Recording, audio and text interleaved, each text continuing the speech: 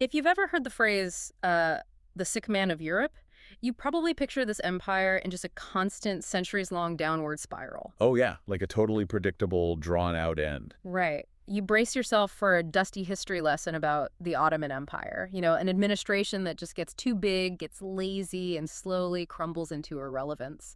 It's almost a cliche at this point. We definitely lean toward those historical narratives that have a clean arc, a rapid rise, a golden age, Yeah. and then a society that just, stubbornly refuses to modernize. Okay, let's unpack this, because the mission of our deep dive today is to completely upend that expectation for you. It really does. Yeah, we're looking at a single, incredibly eye-opening academic paper by Sevket Pamuk titled The Evolution of Factor Markets in the Ottoman Empire, 1500 to 1800.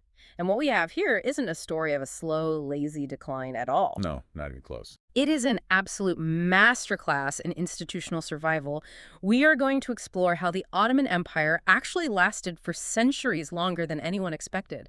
And not through rigid religious rules, but through, well, ruthless pragmatism. And incredibly clever financial workarounds. Exactly. Yeah. Plus a central bureaucracy that was just obsessed with keeping its own power. I mean, you have to remember, the Ottomans survived for 6 centuries. They stretched from the Balkans to North Africa. Which is huge. It's a staggering run. Mm.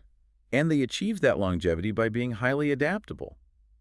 But, and this is the crucial distinction, they only adapted exactly when they needed to and not an inch further. So to understand that survival mechanism, we really have to talk about who is actually calling the shots. Right. The power structure. Yeah, because in Western Europe around this time, you have merchants or big landowners getting wealthy, right? And they're pushing the kings and queens for more economic rights. I'm guessing the Ottoman economy was driven by the same kind of merchant class demanding better trade deals? It was actually almost the complete reverse. Wait, really? Yeah. The driving force in the Ottoman Empire was a highly centralized bureaucracy. They consolidated their power in the late 15th century after defeating the traditional landed aristocracy. Oh, wow. And from then on, the bureaucracy's main goal was just preventing any other group from getting strong enough to challenge them. So they definitely weren't sitting in Istanbul trying to figure out how to maximize economic growth for everyone. No, not at all. Yeah. And the paper uses a framework here called New Institutional Economics to explain this. Okay, what's that? Well, we often assume that a government creates laws, property rights, and markets to make the overall economy grow, right? To make everyone richer. Right, the rising tide lifts all boats idea. Exactly. Yeah. But new institutional economics suggests something a bit darker. It argues that institutions are designed by whoever holds political power, specifically to ensure their own survival. Ah, They design the rules of the game to redistribute wealth to themselves and basically eliminate political rivals. that is fascinating. That makes me think of the Ottoman bureaucracy like the executive board of a massive legacy tech company. Oh, that's a good way to look at it. Right, like they dominated the market decades ago, and now they aren't trying to disrupt the industry anymore. They aren't trying to invent the next big thing. They're just maintaining the status quo. Exactly. They are just trying to keep the monopoly running smoothly. They write the internal company rules specifically, so no single department, say, the engineering team or the sales team can ever get powerful enough to launch a hostile takeover and fire the CEO. That is a perfect analogy. Yeah. The primary directive was maintaining that delicate social balance. I mean, the bureaucracy tolerated merchants and manufacturers, sure. But they kept an eye on them. Oh, definitely. Any rapid accumulation of wealth by an outside group was treated as a direct threat.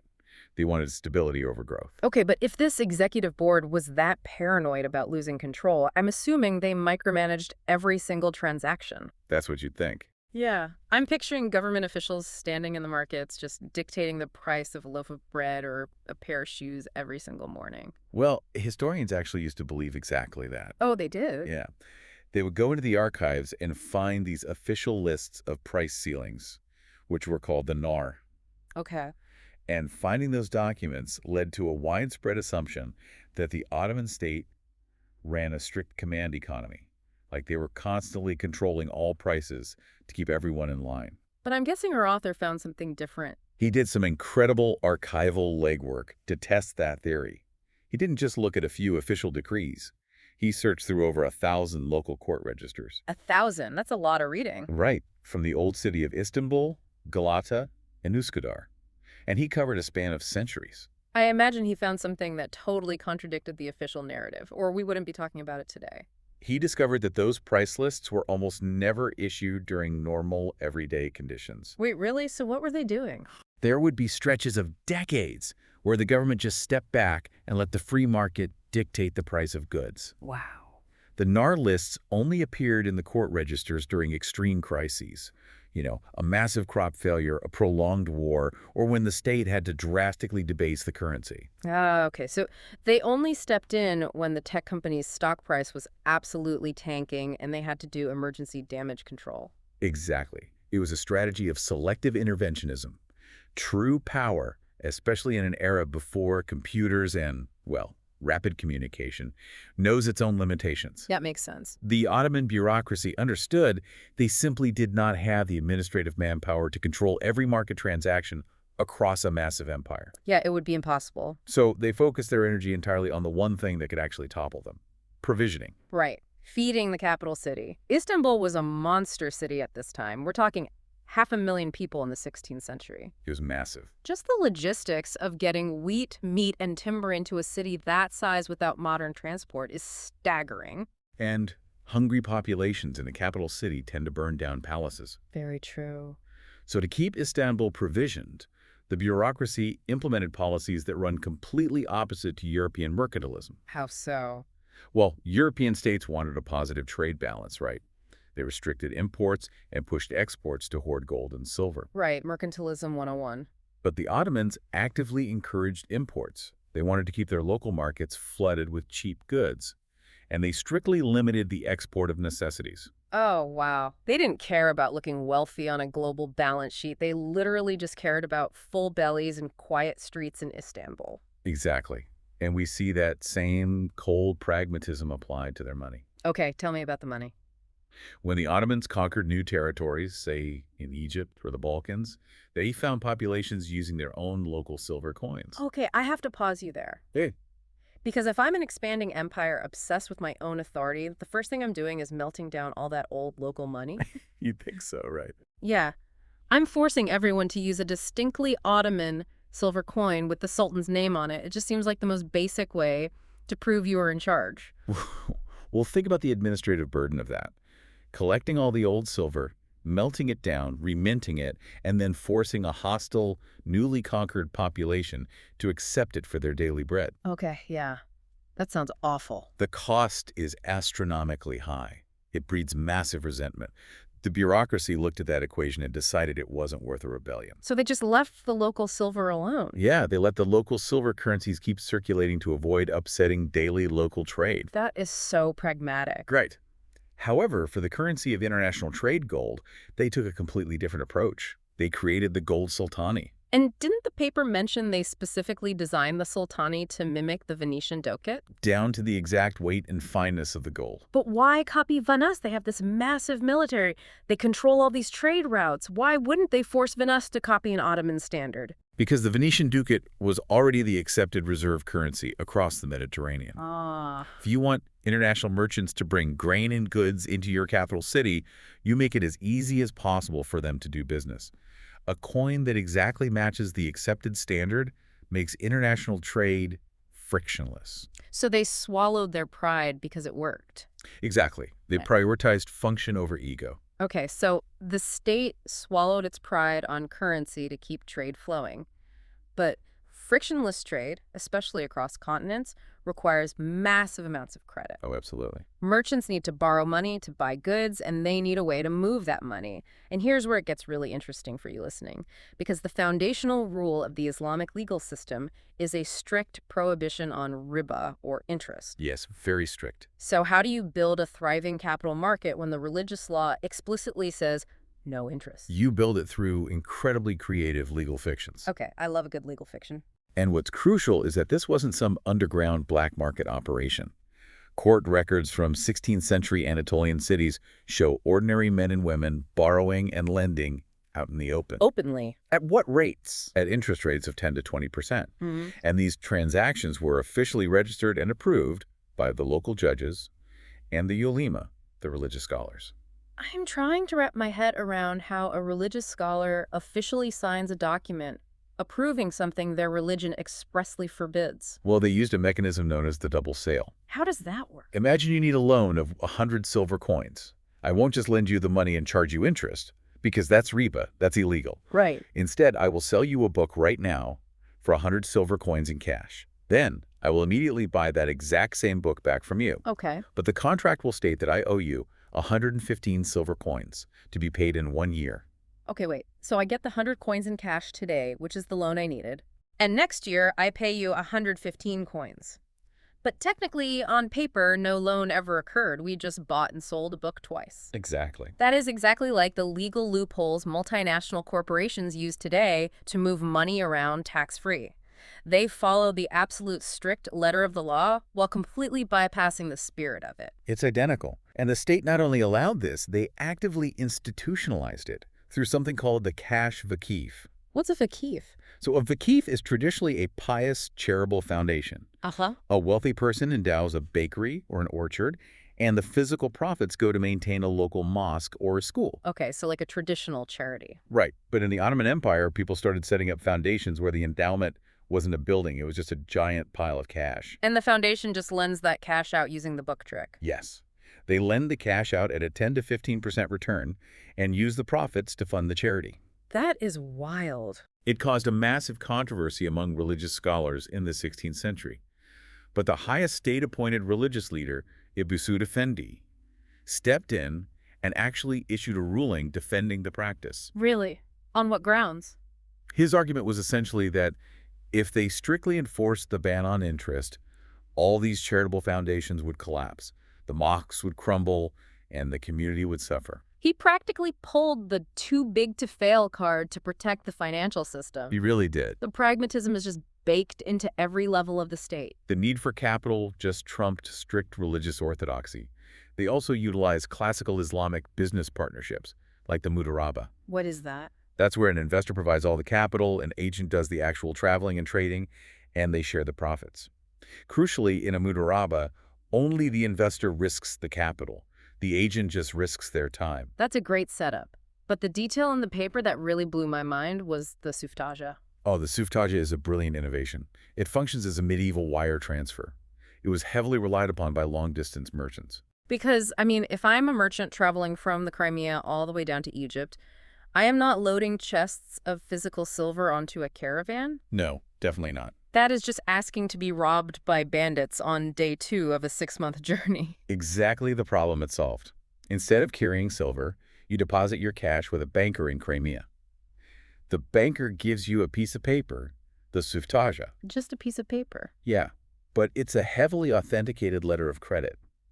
You travel safely to Egypt with just the paper, present it to the banker's partner there, and redeem it for the exact amount in cash. But what stops the banker in Egypt from just looking at the paper saying, I've never seen this before, and keeping the money? The full weight of the Ottoman legal system. Really, they enforced it that strictly. Oh, absolutely. The courts heavily enforced these letters of credit. The government imposed stiff, immediate penalties for any delay or refusal in paying out a suftaja.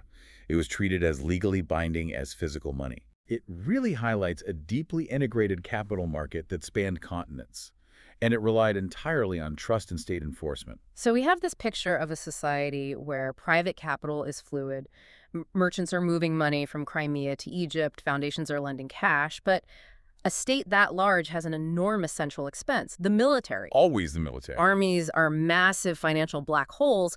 How did the central bureaucracy tap into all this flowing private wealth to pay for its wars? This brings us to one of the most critical evolutionary shifts in the entire paper. The Ottoman state radically transformed how it funded the military. Okay, how did it start out? In the early days, they used a system called the Timur.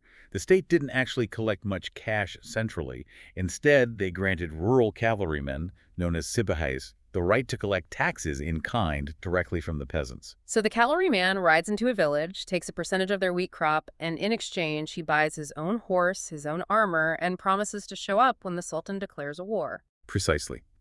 It's a very decentralized system. The central treasury doesn't have to manage payroll or transport grain. Sounds efficient for the time. It was. But as military technology evolved, the Timur system became obsolete. Gunpowder, cannons, and muskets changed the battlefield. Right, a guy on a horse with a bow isn't very effective against a line of musket fire. Exactly. The state suddenly needed a permanent standing infantry. And a standing infantry doesn't want to be paid in wheat.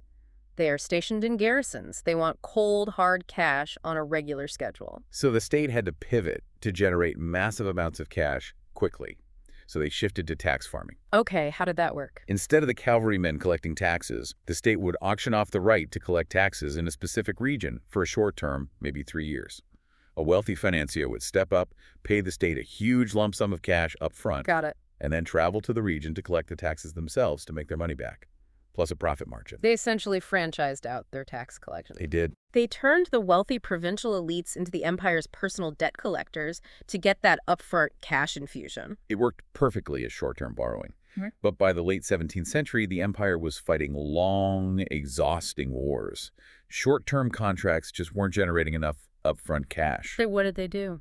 In 1695, they introduced the Malakane system. This escalated tax farming to lifetime contracts. Lifetime. Yes. A financier would buy the right to collect a specific tax for the rest of their natural life. Let me make sure I'm visualizing this. By making it a lifetime contract, they are basically creating a massive class of early modern bondholders. That's a great way to put it. The state gets an enormous pile of cash today, and the financier gets a guaranteed revenue stream for the next 30 or 40 years. And it wove a massive financial coalition together. You suddenly had over 10,000 financiers, subcontractors, and brokers, and this included Muslims, Greeks, Armenians, and Jews, who all had their personal wealth directly tied to the survival of the Ottoman state. Because if the state falls, their lifetime contract is worthless. That is a brilliant way to buy loyalty from the wealthy elite. But there has to be a catch. What happens when the financier holding the Malakane finally dies? Well, the contract was supposed to revert back to the state, so the central treasury could auction it off all over again and get another huge cash injection. Makes sense. But human nature got in the way. Powerful local families would often hide the death of the contract holder. Are you serious? Oh, yeah. Or they would simply refuse to hand the tax rights back to the government officials. Wait, so corporate HQ just loses control of the franchise entirely. The local managers are just keeping the revenue. Yep. The state was bleeding future revenue to solve immediate cash shortages. So, following a disastrous war in the 1770s, they had to pivot yet again. Another pivot. What did they invent this time? They invented a system called esham. They Yeah. realized selling the physical right to go collect the taxes was causing them to lose control of the provinces. Right. Under esham, the state kept its own officials in charge of collecting the taxes, but they sold lifetime shares of the annual revenue generated by those taxes. Ah. So I buy a piece of paper from the Treasury, Right. and every year the Treasury pays me a dividend based on how much tax they collected. It's an annuity. It functioned exactly like the state annuities being sold in Western Europe at the time. Wow. The evolution from the cavalry timar to short-term tax farming to lifetime Malakane to the Isham annuities, it demonstrates phenomenal institutional flexibility. It really does. But this flexibility came with a staggering price tag. What do you mean? Because they were a massive empire, I assume they were getting good rates on this borrowed money. Not at all. The Ottoman state remained entirely outside the developing European capital network. Okay. Furthermore, the domestic lenders who bought these contracts always harbored a lingering fear that a new sultan might wake up one day and simply confiscate their wealth. Right, that's the risk of an absolute monarchy. So to convince people to part with their cash despite that risk, the state had to pay incredibly high implicit interest rates, usually between 12 and 20%. Wow. If they are paying 20%, what is a country like Britain paying to fund its military at the same time? By the 18th century, the British government was borrowing at interest rates under 5%. That is a massive difference. That discrepancy in the cost of capital is devastating over the long term. It meant the Ottoman state was always under immense financial pressure. They were paying a premium just to survive. So we've seen this incredible innovation in capital markets and public finance. The bureaucracy bends religious rules with double sales. They franchise out the tax system. They invent complex annuities. They do whatever it takes to keep the cash flowing. Right. But, and this is where the story shifts, if they were this willing to innovate, why didn't they apply this to the rest of the economy? Why didn't they modernize land and labor? Because we have reached the hard red line of Ottoman pragmatism. Okay, what's the red line? The central bureaucracy only allowed financial innovation because the state desperately needed cash to fund the army and survive. But they fiercely blocked any institutional change that threatened their own absolute supremacy. And land and labor threaten that. Yes. The two things that generate independent rival power bases are private land ownership and a free labor market. Okay, let's break down the land issue first. In Western Europe, you have these massive private estates being consolidated by lords and wealthy families. What is the status of land in the Ottoman Empire? The vast majority of agricultural land remained miri, which translates to state-owned. A peasant family living on the land possessed usufruct. Usufruct. So wait, if I have usufruct, I can farm the land, I can take the crops, and I can even leave the farm to my kids when I die. Great. But if I try to sell the land to my neighbor to create a larger mega farm, the state steps in. The state strictly forbids it. You don't own the dirt, you just own the right to use it. Gotcha. And more significantly, the state outright refused to allow those wealthy provincial tax farmers, the ones buying the lifetime Alacane contracts, to convert their tax territories into private property. So even if I'm the wealthiest financier in the province, effectively acting as the government's tax collector, I can't actually buy the land I'm taxing. No, you can't. I can't build a permanent, inheritable noble estate like an English lord. Because if you let provincial elites own the land, they amass private armies. They become politically independent. Right. They become a direct threat to the bureaucracy sitting in Istanbul. The executive board deliberately suppressed agricultural efficiency to ensure no middle manager could ever launch a hostile takeover. They prioritized political control over economic growth. Absolutely. And I imagine they applied that exact same logic to the people working in the cities. Urban labor was completely dominated by guilds. The government threw its full weight behind the guild system because the guilds helped provision the cities, collect taxes, and maintain social order. But guilds usually restrict competition, don't they? Exactly. To maintain that order, the guilds eventually began restricting who was allowed to work. By the 18th century, they required a license called a gedik, just to open a shop or practice a trade. So if I want to be a blacksmith, I can't just buy some tools and open a shop. Hmm. I have to buy a get from someone who already has one. Hmm. That sounds almost exactly like how you need a medallion to drive a yellow taxi in New York City. Oh, that's a perfect parallel. Because the medallion doesn't make you a better driver. Yeah. And it doesn't make the taxi service more efficient. It's just an artificial limit on the number of drivers to protect the profits of the people who already own a medallion. It just restricts competition. That is exactly what it was. And the Ottoman state backed this restricted labor system entirely. An independent, free market labor force filled with wealthy, rising merchants and manufacturers. Yeah. That would disrupt the social order. So the bureaucracy preferred the easy, predictable control of the guilds over the messy, chaotic potential of a free market. Completely. We're looking at a profound duality here. Yeah. The financial markets are executing medieval wire transfers and complex lifetime annuities, while out in the province, a peasant can't legally own the farm they've worked for 3 generations. And a blacksmith has to buy a taxi medallion just to light a forge. It perfectly encapsulates the concept of selective change. The bureaucracy successfully held onto its power for hundreds of years by carefully, deliberately controlling what was allowed to innovate. They changed exactly as much as they needed to in order to survive the crisis of the day. And not a single inch more. And that brings us to the core of what we set out to uncover for you today. The Ottoman Empire wasn't a rigid, unthinking monolith slowly decaying into irrelevance. It was a hyper-aware, fiercely pragmatic machine that engineered its own survival for centuries through brilliant, targeted adaptations. It really was. But by intentionally capping private land ownership and free labor, it also engineered a ceiling on its own potential just to protect the people at the very top. Thanks for joining us on this deep dive. We'll see you next time.